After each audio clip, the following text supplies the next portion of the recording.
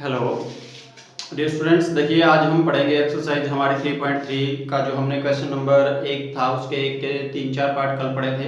कुछ पार्ट शेष रहते थे वो भी आपने कर लिए हैं, बड़ी अच्छी बात है ये। तो आज हम क्वेश्चन नंबर 2 और 3 के कुछ पार्ट दिए हुए हैं उनको पढ़ेंगे। Exercise 3.3 chapter number 3 10th class.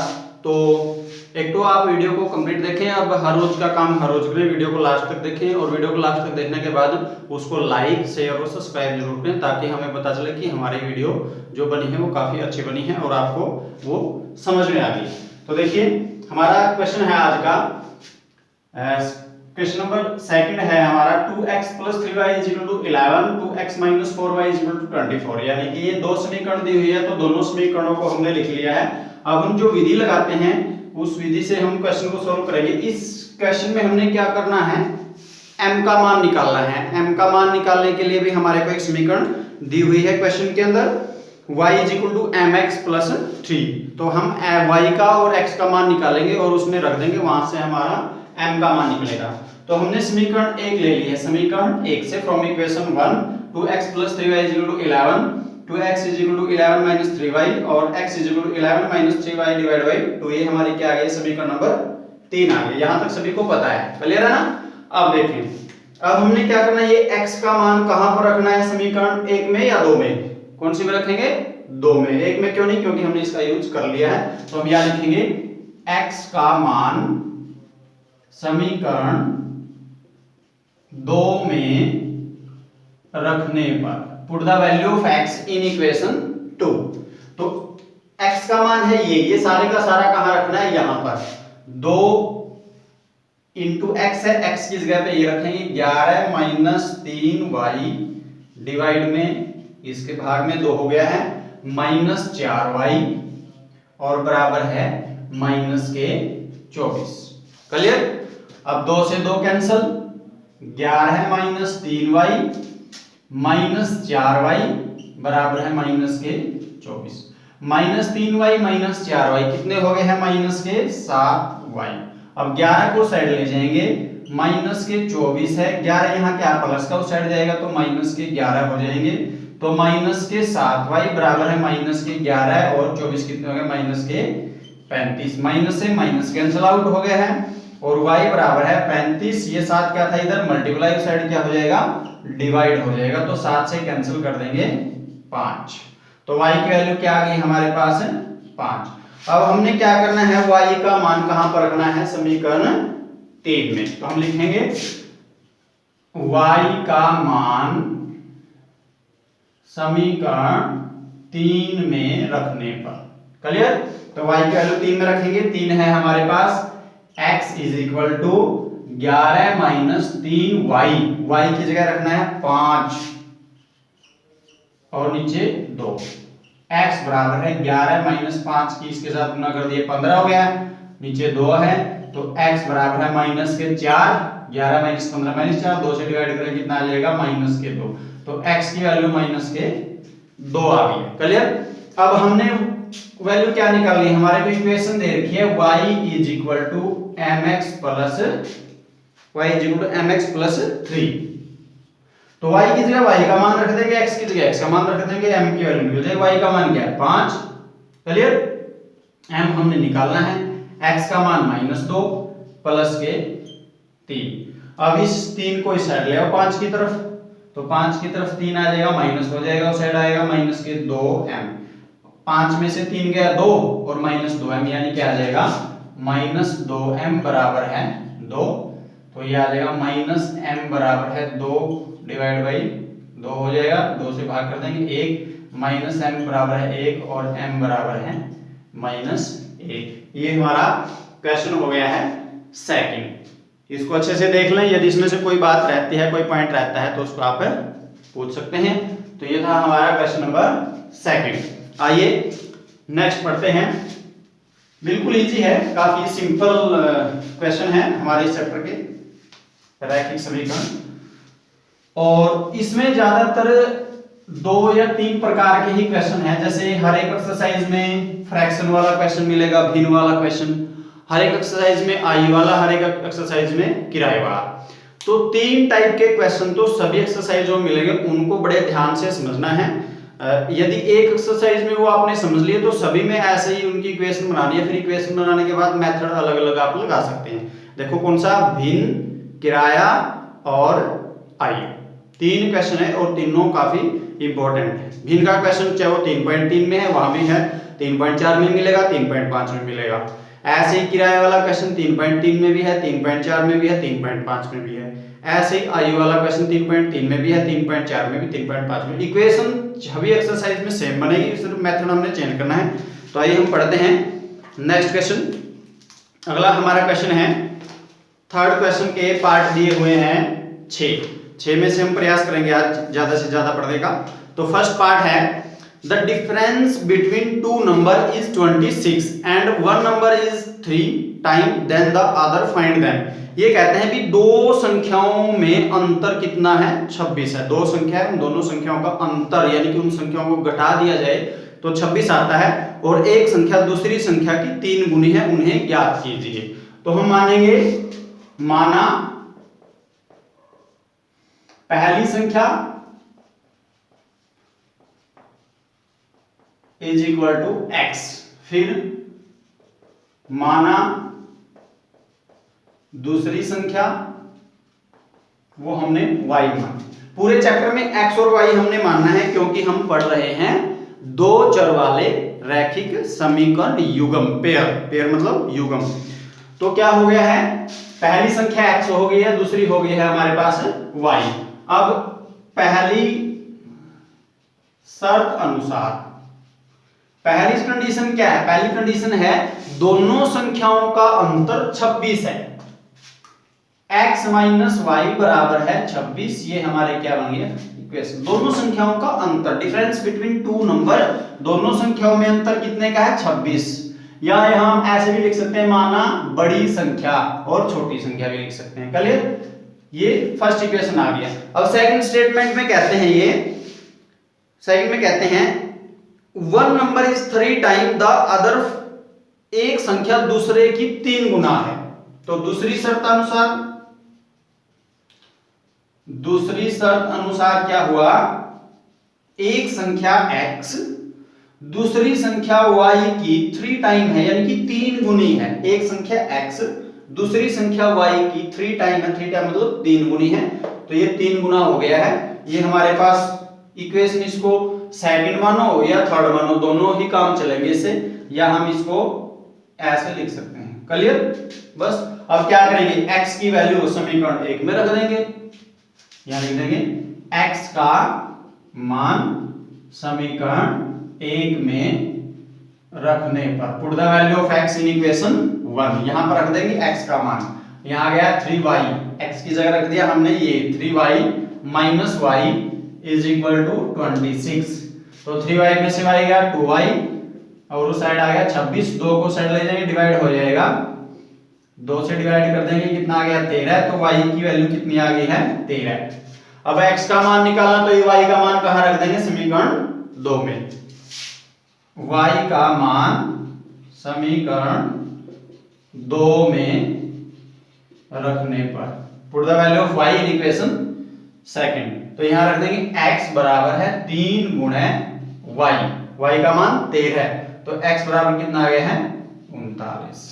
Clear, तो यहां पर क्या है हमारे पास आंसर, हम लिख देंगे पहली संख्या आई 39 और दूसरी संख्या आई हमारे पास 13।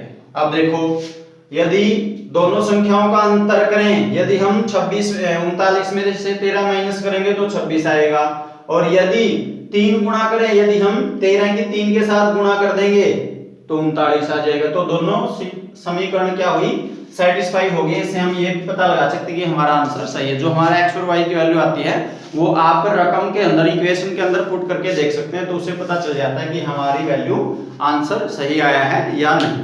क्लियर, नेक्स्ट देखें, काफी सिलेबस रहता है हमारा, तो जल्दी जल्दी इसको कवर करने का प्रयास करते हैं। तो हर रोज जो भी काम दिया जाता है उसको हर रोज कंटिन्यू आप करते रहें, तो काफी अच्छा रिजल्ट आपका रहेगा। नेक्स्ट क्वेश्चन पे आते हैं। सेकंड क्वेश्चन है, the larger of to supplementary angle exceeds the smaller by 18 degree. ये कहते हैं कि दो संपूरक कोण है, दो संपूरक कोण है, और संपूरक कोणों में जो लार्जर है यानी कि जो बड़ा कोण है वो छोटे कोण से 18 डिग्री अधिक है। एक्सीड्स मतलब होता है अधिक है, द स्मॉलर छोटे से, बाय 18 डिग्री 18 डिग्री अधिक है। फाइंड देम उन्हें ज्ञात कीजिए। उन्हें का मतलब कोणों को, कोण कौन से हैं, छोटा और बड़ा। ठीक है, तो ऐसे मानेंगे हम, यहां लिख देंगे माना बड़ा कोण, पहले बड़ा ले लेते हैं, बड़ा कोण, तो बड़ा कोण मान लिया हमने x डिग्री। क्लियर। फिर दूसरा लिखेंगे माना छोटा कोण, छोटा कोण मान लेंगे हम y डिग्री। अब पहली शर्त अनुसार या अकॉर्डिंग टू क्वेश्चन, प्रश्नानुसार या पहली स्थिति अनुसार, कोई बात लिख सकते हैं। अब पहली में कहते हैं ये दो संपूरक कोणों का योग। दो संपूरक कोण कौन कौन से होते हैं? संपूरक, सबसे पहले हमें ये पता होना चाहिए कि संपूरक क्या होता है, सप्लीमेंट्री एंगल क्या होता है। जिन दो कोणों का जोड़ 180 डिग्री होता है उसको संपूरक कोण बोलते हैं, और पूरक होता है कंप्लीमेंट्री एंगल जिन दो कोणों का जोड़ 90 डिग्री होता है। तो हम यहां लिखेंगे x प्लस वाई बराबर है 180। अब हम सोचेंगे भाई x प्लस वाई बराबर 180 तो दिया ही नहीं था रकम में 180, तो बात ही नहीं चली। तो ये 180 कहां से आया? संपूरक शब्द से आया। तो इसका रीजन हम यहां डाल देंगे, यहां लिख देंगे दो संपूरक कोणों का योग 180 डिग्री होता है, इसलिए इस बात को हम लिख सकते हैं। अब ये कहते हैं इनमें से बड़ा कोण छोटे कोण से 18 डिग्री अधिक है। बड़ा कोण दूसरी शर्तानुसार, दूसरी शर्त अनुसार, दूसरी शर्त क्या है हमारी? बड़ा कोण x छोटे कोण y से 18 डिग्री अधिक है। बड़ा कोण x छोटे कोण y से 18 डिग्री अधिक है। अधिक तो कम कर दिया, कम होता तो माइनस कर देते। तो यहां से इक्वेशन बना देंगे x माइनस वाई बराबर है 18। ये हमारी फर्स्ट इक्वेशन थी और ये आ गया सेकंड इक्वेशन। क्लियर। अब इसके ऊपर हमने मेथड लगाना है प्रतिस्थापन विधि। तो इनमें से कोई भी समीकरण आप ले सकते हैं। जैसे हम सेकंड ले लेते हैं, छोटी पड़ेगी, बड़ी ले लेंगे तो ये 180 रहेगा। वैसे कोई दिक्कत नहीं है, कोई भी आप इक्वेशन ले सकते हैं, एक या दो मान के, चलो एक ले लेते हैं। चलो तो हम लिखेंगे समीकरण एक से। समीकरण एक है x प्लस वाई बराबर है 180, वाई को साइड ले जाओ, x बराबर है 180 माइनस के y। ये क्या आ गया? समीकरण नंबर 3। क्लियर। तो यहां पर जो x का मान आया वो कहां रखना है? 2 में। तो यहां लिख देंगे x का मान समीकरण 2 में रखने पर। 2 में क्यों रखेंगे? क्योंकि एक को हमने यूज कर लिया है एज ए सब्स्टिट्यूशन मेथड। तो यहां पर रखेंगे हम x माइनस वाई, x की जगह वैल्यू रख देंगे। मैं इसको साफ कर देता हूं। तो यहां पर वैल्यू रख देंगे हम x माइनस वाई, x की जगह रखना हमने 180 माइनस वाई। माइनस वाई ये रकम के अंदर दिया हुआ है समीकरण 2 में, बराबर है 18। क्लियर। माइनस वाई माइनस के 2y हो गया है। उस साइड 18, 180 को साइड ले जाएंगे, माइनस के 180, तो माइनस के 2y, और इसमें से इसको माइनस कर देंगे 180 में से 18 घटा देंगे, माइनस के ये बच जाएगा हमारे पास 168, सॉरी 162। क्लियर है। तो ये हमारे पास आ गया 162। अब माइनस से माइनस कैंसिल, 2y बराबर है 162, 2 को डिवाइड ले जाएंगे, y बराबर है 162 बटे 2, 2 पे काट देंगे 81 आ गया। क्लियर। अब y की वैल्यू क्या आ गई हमारे पास? 81। अब y का मान कहां रखना है? समीकरण 1 में। तो y का मान समीकरण 1 में हमने रखना है, वहां से हमारी x की वैल्यू फाइंड आउट हो जाएगी। तो y का मान हमारा 81 आ गया, y का मान समीकरण 1 में रख देंगे, तो वहां से हम x की वैल्यू, सॉरी समीकरण 3 में रख देंगे, वहां से हम x की वैल्यू फाइंड आउट कर सकते हैं। क्लियर। तो ये था हमारे पास क्वेश्चन फर्स्ट। इस तरीके से हम इस क्वेश्चन को निकाल सकते हैं। क्लियर। आगे चलते हैं, चले।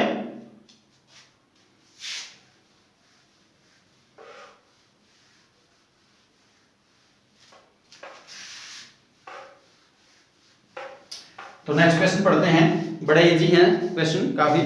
देखें, इसकी सिर्फ मैं इक्वेशन बना देता हूं थर्ड क्वेश्चन की, आप इसको सोल्व कर सकते हैं, बड़ा इजी है। The coach of a cricket team by 7 bats and 6 ball. एक क्रिकेट टीम का कोच है, वो 7 बैट और 6 गेंद कितने रुपए में खरीदता है? 3800 रुपए में।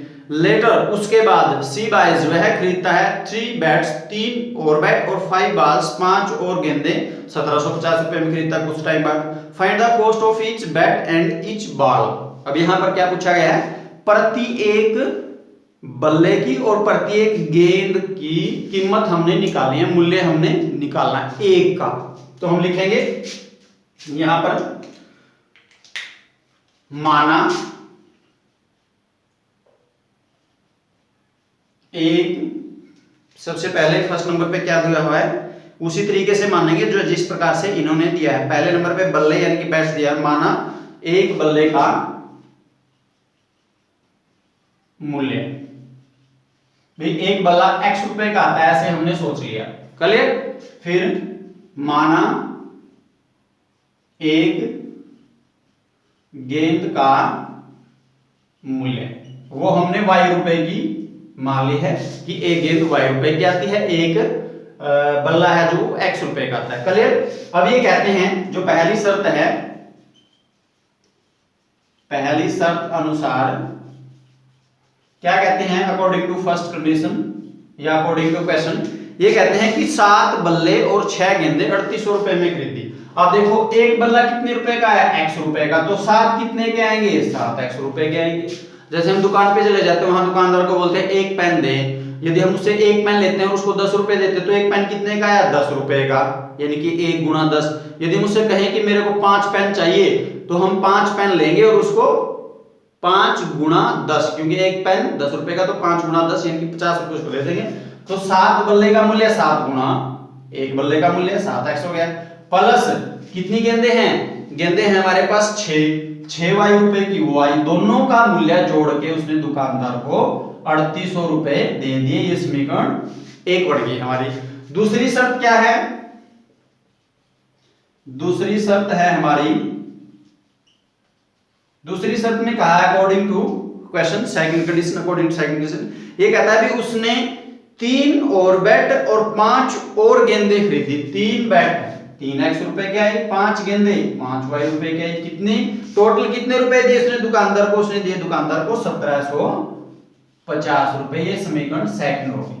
अब इस पे भी हमने वही सब्स्टिट्यूशंस मेथड लगाना है, तो इसको आपने सोल्व करना है, इसको कंप्लीट कर लेना है, ठीक है। तो ये था हमारे पास थर्ड क्वेश्चन का थर्ड पार्ट, इसको आप सोल्व करें। यदि फिर भी ना समझ में आए तो उसको आप बता सकते हैं। थोड़ी कैलकुलेशन में इसको ध्यान रखें, क्योंकि डाटा बड़े होने की वजह से कैलकुलेशन को आपको सावधानी से करना है। तो ये 3.3 एक्सरसाइज का तीसरे क्वेश्चन का तीसरा पार्ट हमने पढ़ लिया है, क्लियर। तो आगे के जो 3 क्वेश्चन हैं, एक किराए वाला क्वेश्चन रहता है, चौथा पार्ट, पांचवा पार्ट इसका फ्रैक्शन वाला रहता है, और छठा पार्ट रहता है इसका आयु वाला। तो ये तीनों पार्ट और 3.4, 3.5 और 3.6 तक के इस टाइप के सारे क्वेश्चन हम कल पढ़ेंगे, जो हमारे किराए वाले हैं, आयु वाले और भिन्न वाले, यानी कि तीनों टाइप के क्वेश्चन हम कल पढ़ेंगे, आयु के भी, किराए के भी और भिन्न के भी। देखें, जो आयु का क्वेश्चन है हमारे पास, और किराए का क्वेश्चन है, और भिन्न का क्वेश्चन है, ये तीनों टाइप के क्वेश्चन हमारे को हर एक एक्सरसाइज में मिलेंगे। 3.3 में ये तीनों हैं, जैसे हम अभी देखेंगे। 3.4 एक्सरसाइज के अंदर भी ये क्वेश्चन हमारे को मिलेंगे, 3.5 में भी मिलेंगे ये क्वेश्चन हमारे को। आई वाला एक क्वेश्चन हमने फर्स्ट एक्सरसाइज में भी पढ़ा है, 3.1 में भी, 3.1 में भी हमने आफ्ताब वाला क्वेश्चन पढ़ा है। यानी कि यदि हम एक क्वेश्चन आयु वाला सीख जाते हैं तो हम तीनों एक्सरसाइज के क्वेश्चन सोल्व कर सकते हैं। बस डिफरेंस क्या रहेगा कि जो नेक्स्ट हमारी एक्सरसाइज आएगी उसमें हमने मेथड दूसरा लगाना है, सेकंड मेथड हम उसमें यूज करेंगे एलिमिनेशन मेथड, विलोपन विधि। बस उसमें यहां तक प्रोसीजर देखो, यहां तक जो इक्वेशन बनी, इक्वेशन तक तो सेम करना है, चाहे किसी भी एक्सरसाइज का क्वेश्चन हम करें। इक्वेशन के बाद जो मेथड लगाना है वो हम डिफरेंट लगेगा। बस यदि पेपर में पूछा गया तब लगाना, हमने प्रतिस्थापन पूछी तो प्रतिस्थापन, विलोपन पूछी है तो विलोपन, यानी कि एलिमिनेशन, सब्स्टिट्यूशन या क्रॉस मल्टीप्लिकेशन या ग्राफिकली मेथड, जो भी मेथड पूछा जाता है वही हम लगाएंगे। तो सेकंड मेथड एलिमिनेशन मेथड हम कल पढ़ेंगे और साथ में हम इन क्वेश्चनों को सॉल्व करेंगे। तो डियर्स, तब तक आप बने रहें हमारे channels, YouTube channels advance mathematics classes के साथ। आपको हर एक क्लास का मैटर, चाहे वो 10वीं क्लास है, चाहे वो 12वीं क्लास है, या हरियाणा बोर्ड के जितने भी एग्जाम हो, उन सभी की तैयारी हमारे यूट्यूब चैनल पर करवाई जाती है। तो आप हमारे साथ जुड़े रहें, हमारे चैनल को ज़्यादा से ज़्यादा शेयर और सब्सक्राइब करें और काम को करते रहें। कोई बात समझ में ना आए तो आप कमेंट कर सकते हैं, लिख सकते हैं, आप हमारे से उस समस्या को साझा कर सकते हैं। तब तक के लिए थैंक यू।